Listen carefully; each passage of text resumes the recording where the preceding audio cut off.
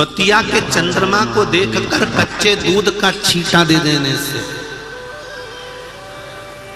द्वितीया के चंद्रमा को देखकर सफेद पुष्प समर्पित कर देने से, द्वितीया के चंद्रमा को देखकर सफेद चंदन का छींटा दे देने से, उस चंदन को अपने ही हृदय पर लगा लेने से रोग, बीमारी, तकलीफ समाप्त हो जाती है। उसी तरह जो देव अधिदेव महादेव को हम एक लोटा जल चढ़ा रहे हैं, उस लोटे के जल का महत्व आप जब चढ़ाएंगे तब आपको समर्पित होगा, तब आपको मालूम पड़ेगा कि उस जल की महत्वता क्या है, उस जल की पूर्णता, उस जल का आनंद क्या है।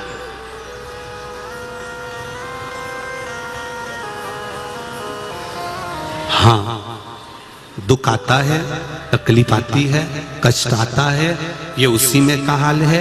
जैसे तुम यहां से निकल कर जाओ, आगे एक चौराहा आ जाएगा, उस चौराहे पे बत्ती लगी रहती है, लाल और हरी। बोलो लगी है कि नहीं लगी है? जब लाल बत्ती होती है तो गाड़ी को, अरे बोलो तो जम के, रोकना पड़ता है। हरी बत्ती हुई, लाइन क्लियर, चले जाओ। उसी तरह जीवन में दुख आता है, तकलीफ आती है, कष्ट आता है, बीमारी आती है, रोग आता है, थोड़ी तकलीफें बढ़ जाती है, तो थोड़ा सा रुको, थोड़ा थामो। यही समझ लो कि मंजिल तक पहुंचना है और थोड़ा कष्ट आ गया है तो परमात्मा के यहां की लाल बत्ती खड़ी हो गई है, थोड़ी देर रुक लो। यदि थोड़ा तुम रुक जाओगे, थोड़ा तुम रुकोगे, तो ये निश्चित है कि थोड़ी देर गाड़ी खड़ी रहेगी, उसके बाद में लाल बत्ती के बाद में फिर वापिस, जम के बोलो, वापिस हरी बत्ती आ ही जाएगी। तो उसी तरह थोड़ा सब्र करो, थोड़ा धैर्य रखो, थोड़ा सा रुक कर अपने जीवन को, ये नहीं कि मैंने तो भगवान शंकर को एक लोटा जल चढ़ाया था, मेरी तो समस्या ही समाप्त नहीं हुई, मैंने तो पशुपति व्रत करा था, मेरी तो समस्या ही समाप्त नहीं हुई। उसने 3 व्रत कर लिए तो शंकर जी ने 3 ही दे दिए। ले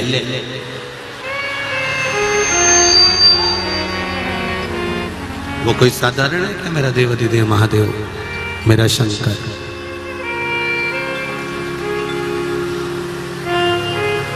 थोड़ा रुकना पड़ेगा, थोड़ा। अगर दुख है, तकलीफ है, कष्ट है, रोग है, बीमारी है, कोई दुख बड़ा आ गया है, तो थोड़ा सा रुको। हरी बत्ती हो जाए तब गाड़ी को आगे ले जाओ। दुख आ गया है तो थोड़ा सा संभलो, कष्ट आ गया है थोड़ा संभलो, थोड़ी तकलीफें आ गई हैं थोड़ा सा संभलो, भटकना मती।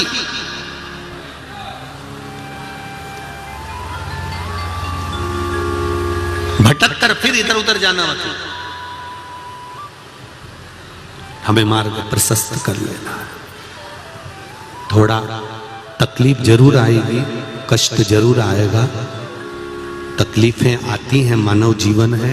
जीवन में एक बात याद रखना, यदि जिस दिन तुम्हारे मन में यह भाव आ जाए कि मेरी दशा सुधर नहीं रही है, उस दिन थोड़े से जल में जरा सा, या तो गन्ने का रस हो या गुड़ हो, कुछ भी थोड़ा सा घोल कर यदि शिव को समर्पित करने के बाद शुद्ध जल यतिनाथ के नाम से चढ़ाया जाता है, तो वो जल अमृत बन जाता है। और कहते हैं उस घर का दुख यतिनाथ जी 20 दिन के अंदर समाप्त कर देते हैं। वो यतिनाथ के नाम में इतना बल होता है, वो साधारण नाम नहीं है यतिनाथ। यतिनाथ दुखों ने घेर लिया, बहुत दुख है, बहुत।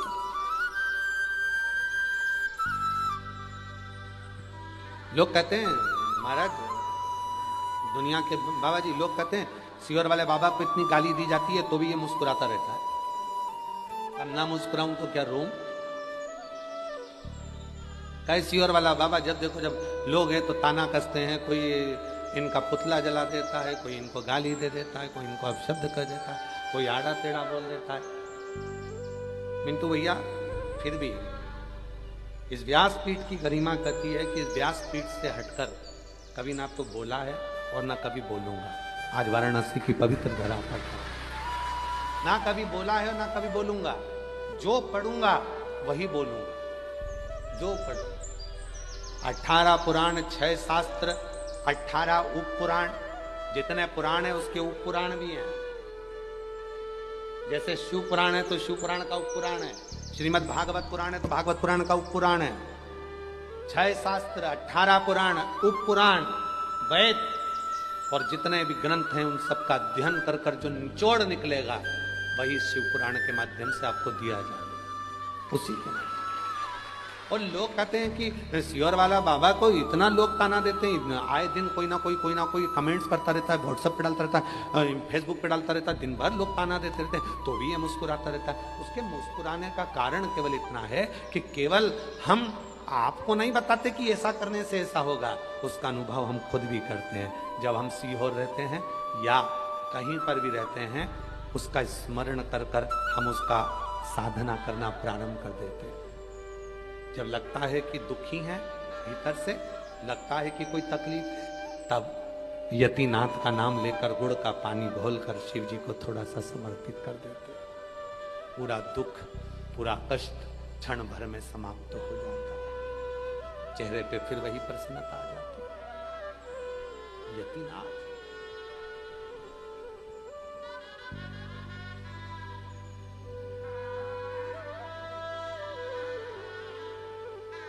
बस उससे मिलन की आस।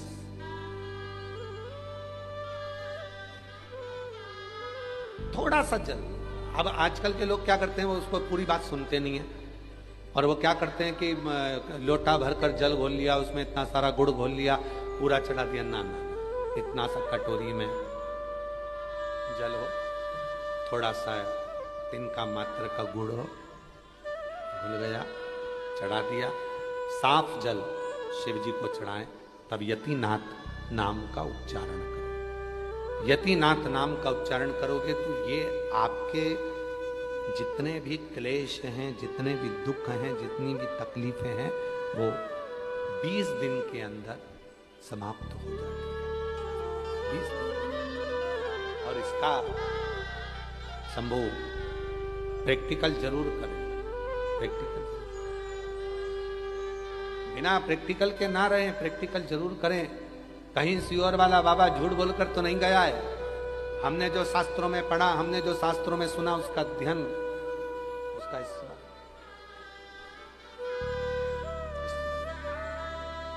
कौन सा नाम है?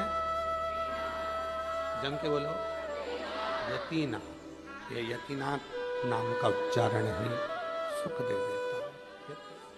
बहुत ध्यान देना महाराज, जिस नारी के गर्भाशय में अगर गट्ठान हो जाए, बच्चादानी में कोई प्रॉब्लम हो जाए और गर्भाशय में डॉक्टर बोले कि इसका बड़ा ऑपरेशन कराना पड़ेगा, या गर्भाशय में कोई तकलीफ ज़्यादा ही हो गई है, या किसी रूप में पुरुष या स्त्री या बच्चे या बड़ों के उदर नाभि से नीचे हर्निया से जुड़ी हुई कोई प्रॉब्लम हो गई है, तो भी अरण्यानी देवी का स्मरण करने से, यहाँ तक यदि गर्भाशय की प्रॉब्लम है या पुरुष या स्त्री में हर्निया से जुड़ी हुई भी कोई प्रॉब्लम है, तो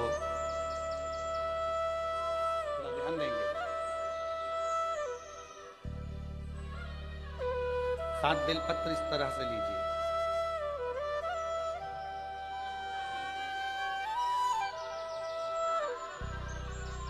ये 7 बेलपत्र लीजिए। एक हाथ में जल, परंतु उस जल का जो लोटा होता है, उस जल के लोटे में मुख होता है, ठीक है? तो उस जल को हमें मुख वाले लोटे में ना लेकर उसको या तो पंच पात्र वाले पात्र में ले ले, या फिर खुले हुए बर्तन में जिसका मुख खुला हो। कटोरी है, कटोरी का मुख नहीं बंधा होता, प्लेट का मुख नहीं बंधा होता, लोटे का मुख बंधा होता है। लोटा का मुख ऊपर से बंधा होता है, मतलब बंधा मतलब लोटा ऐसा आगे जाके सक्रिय हो जाता है, नीचे से छोड़ा हुआ, खुला हुआ। प्लेट ले ले, कटोरी ले लें। और जिसको भी बच्चादानी में कोई प्रॉब्लम है, बड़े ऑपरेशन का डॉक्टर बोल रहा है, कोई गर्भाशय में प्रॉब्लम हो गई, कोई हर्निया से जुड़ी हुई प्रॉब्लम हो गई, तो अरण्यानी देवी का नाम लेकर 7 बेलपत्र को आगे रखकर शिवजी पर उस जल को 7 बार, भले 2-2 बूंद चढ़े चाहे 4-4 बूंद चढ़े, वो 7 बार अरण्यानी देवी का नाम लेकर यदि वो जल चढ़ाया जाता है, 7 बेलपत्र को वापस लाया जाता है, उठाया हुआ जल नंदी के पास बैठकर आचमन किया जाता है और एक एक बेलपत्र को 7 दिन तक रोज एक एक खाया जाता है। उसके 12 दिन के बाद आप जांच करा लो, आपकी हर्निया में और आपके बच्चादानी में कोई प्रॉब्लम नजर नहीं, कहीं ना कहीं बाबा कृपा करे। और अगर आती भी है तो डॉक्टर का साथ में दवाइयाँ भी लेना है, इलाज भी कराना है। हमने एक बात पहले भी कही थी, डॉक्टर शिव का एक रूप है। ये नहीं कि हम ये कर रहे हैं तो डॉक्टर की दवा ना लें, डॉक्टर की भी दवा लें। डॉक्टर को शिव माने पर उसके साथ में मां अरण्यानी देवी का स्मरण। कल बाबा जी कह रहे थे कि एक बेलपत्र में वो औषधि है। और बाबा जी जब से लोगों ने बेलपत्र खाना चालू करी, रुद्राक्ष का पानी पीना चालू करा, तब से रिसर्च सेंटरों में रिसर्च हो रहा है कि इस बेलपत्र में ऐसा क्या है, रुद्राक्ष में ऐसा क्या है कि रुद्राक्ष के जल से लोग ठीक हो जाते हैं, बेलपत्र के सेवन से। फिर से बोलो एक बार, कौन सी देवी है? अरण्यानी देवी। और अगर इस देवी का दर्शन करना है तो कहां जाना पड़ेगा अपने को? बिहार के भोजपुर में अरण्या देवी का मंदिर है। कौन से कपड़े पहनती है माता? वृक्ष के पत्तों के। कौन से वस्त्र धारण करती है माता? वृक्ष की छालों के। माता कौन सा आभूषण पहनती है? वृक्ष के फूल के, पुष्प। अरे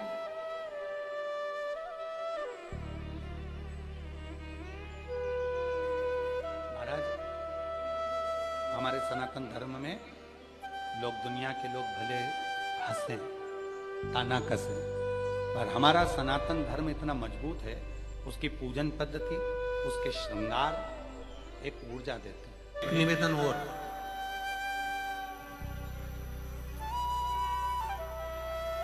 आप यदि कोई कार्य के लिए निकल रहे हो,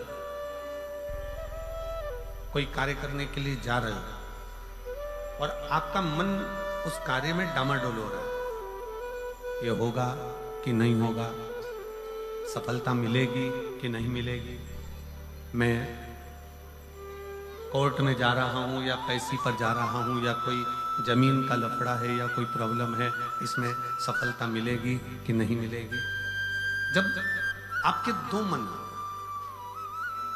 और ऐसा तो संसार में कोई जन्मा ही नहीं जिसके 2 मन ना हो। घर से कथा सुनने निकलते हो तो 2 मन हो जाते हैं, आज पीली साड़ी पहन के जाऊं कि नीली पहन कर जाऊं। 2 मन जब भी हो जाते हैं। भोजन करने बैठते हो तो भी 2 मन हो जाते हैं, दाल खाऊं कि गोभी की सब्जी से पहला टुकड़ा खाऊं। रोटी का पहला टुकड़ा जब तोड़ने का नंबर आता है तो सोच में आता है कि इससे खाऊं कि इससे खाऊं कि इससे खाऊं। 2 मन तो वहां कर दिए। किसी के यहाँ शादी में गए, किसी के यहाँ शादी में पहुंचे और शादी में पहुंचकर वहां बहुत सारे स्टॉल लगे हैं, खाने की बहुत सारी व्यवस्था करी गई है। फिर 2 मन हो जाते हैं कि मैं पहले चाउमीन खाऊं कि पानी पतासा खाऊं, गोलगप्पा खाऊं कि छम्मक लड्डू खाऊं, कि मैं जलेबी खाऊं कि क्या प्रसाद। मन 2 हर जगह।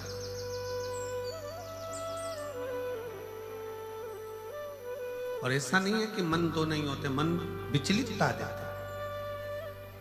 और शिव महापुराण की कथा कहती है कि कभी भी अगर कोई फॉर्म भर रहे हो, कोई एग्जाम दे रहे हो, कोई कंपटीशन एग्जाम में बैठे हो, या मेरे बेटे बेटी 10th और 12th का यदि एग्जाम दे रहे हैं, तो अपना 2 मन मत करो, तुम एक मन बनाओ कि मैं इस एग्जाम में बैठ रही हूं और मेरा विश्वास कहता है कि मैं शंकर पर पूरा भरोसा करती हूं और मैंने रात दिन पढ़ाई करी है तो मैं पास होकर मानूंगी, तो वो पास होकर ही।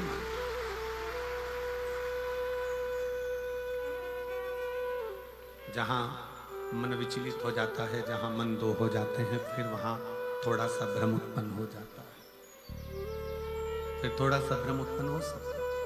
पर जब आपने एक विचार कर लिया कि मुझे सफलता मिलेगी, तो ये निश्चित है कि दुनिया में कोई ऐसा पैदा नहीं हुआ कि आपकी सफलता को रोक दे, आप आगे बढ़कर ही रहे। और एक निवेदन और है, मान लो किसी कारणवश सफलता नहीं मिली और आप सफल नहीं हुए, तो चिंता मत करना, चिंता करने की जरूरत नहीं है। एक बार अगर एग्जाम दिया, एक बार अगर अपन फील्ड में उतरे और एक बार में सफलता नहीं मिली, तो चिंता मत करो। ये मत सोचो कि पीछे हट गए। शिव महापुराण की कथा में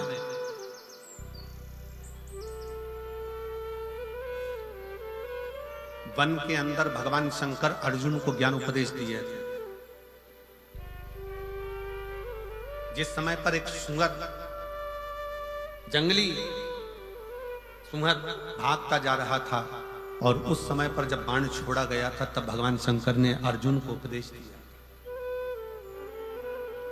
कि अर्जुन, एक बार युद्ध के मैदान में अगर थोड़ा सा पीछे सरके हो तो टेंशन मत लेना, चिंता ना करा। एक कंपटीशन एग्जाम में आप बैठे हो, एक एग्जाम आप दे रहे हो और उस एग्जाम में सफलता नहीं मिल रही है। आपने एक बार परीक्षा दी, एक बार आपने नीट की तैयारी करी, एक बार अपने सीए की तैयारी करी, एक बार आपने अन्य तैयारियां करी और उसमें आपको सफलता नहीं मिली और आप उसमें उत्तीर्ण नहीं हुए और आपने मन दुखी कर लिया, अब मैं तो बताओ आगे ही नहीं बढ़ पाया। चिंता ना करें, भगवान शंकर का ये संवाद जो उन्होंने युद्ध के पहले अर्जुन को दिया है, एक सुअर को मारते समय, एक जंगली सुअर को मारते समय भगवान शंकर ने उपदेश दिया था, अर्जुन तीर को बहुत दूर भेजना है ना, तो तीर को थोड़ा सा पीछे खींचना पड़ेगा। उसी तरह यदि एक बार तुम्हें सफलता नहीं मिली, एक बार तुम उत्तीर्ण नहीं हुए, तो ये मत सोचना कि तुम उत्तीर्ण नहीं हो गए। भगवान शंकर ने तुम्हें लंबी दूर फेंकना चाहते थे, इसलिए तुम्हें थोड़ा सा पीछे खींच लिया है और जमकर करके। शिव ने आपने बहुत मेहनत करी, आपने बहुत परिश्रम करा, आपने दुनिया के लिए सब कुछ करा हो, और मान लो उसके बाद भी आपके जीवन में अगर तकलीफ आकर खड़ी हो गई, मान लो कहीं ना कहीं दुख आकर खड़ा हो गया, मान लो आप उस एग्जाम में, उस कंपटीशन में आप आगे नहीं निकल पाए, समझ लेना कि मेरे तारा बाबा ने, मेरे तारकेश्वर महादेव ने, मेरे कुबेर भंडारी ने आपके लिए कुछ अच्छा सोच कर रखा है, इसलिए वो पीछे खींचा है। और पीछे खींचा है इसका मतलब ये मत समझना कि तुम्हें पीछे रख दिया है, उसने तो अभी तुम्हें धनुष पर चढ़ाया है, और चढ़ाने के बाद मेरा शंकर जब छोड़ेगा तो फिर इतना आगे निकल जाओगे कि दुनिया तुमको देखती रह जाएगी कि तुम किस मंजिल पर। वो पीछे खींच रहा है। अगर वीडियो अच्छी लगी हो तो चैनल को सब्सक्राइब करना नहीं भूलें। हर हर महादेव भक्तों को। खूब मेहनत करो, खूब परिश्रम करो, खूब अच्छी लगन से कार्य करो, और जितनी मेहनत से कर सकते हो उतनी मेहनत से करो। जब जिस समय पर तुम्हारा दो मन हो रहा हो, तुम्हें लग रहा हो कि मैं निकलूंगा कि नहीं निकलूंगा, तुम्हें लग रहा है कि ये एग्जाम में क्लियर कर पाऊंगा कि नहीं कर पाऊंगा,